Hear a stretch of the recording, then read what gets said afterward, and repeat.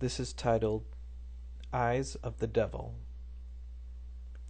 800,000 people were slaughtered like pigs in 100 days. Madness and hatred took over a country.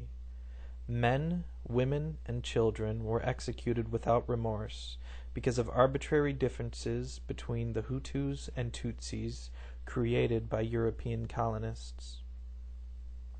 While the Western world was fascinated with O.J.'s gloves, genocide took place. The UN sent in an under-equipped force of barely 450 led by Canadian General Romeo Dallaire.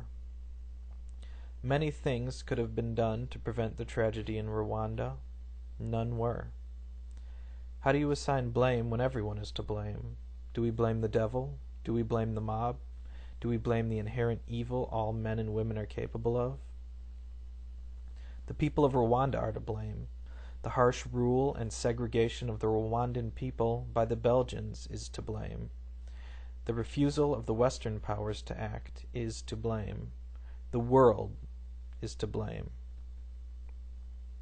Ethnic cleansing took place in Yugoslavia around the same time. Thousands of troops were sent there. Why not Rwanda? Because Rwanda is in Africa. Africa is filled with Africans. Thousands of troops from Italy, Belgium, and France were sent in to save their citizens from violence.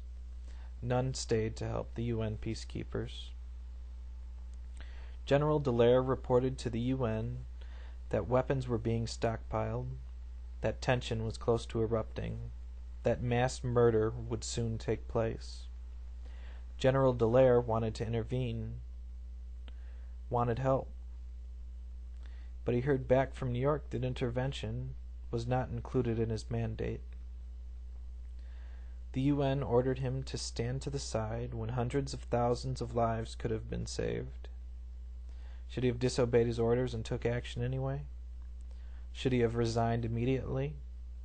Or should he have done what he did, which is the best he could do in the situation? Once the genocide began, he didn't have the manpower to stop the murder.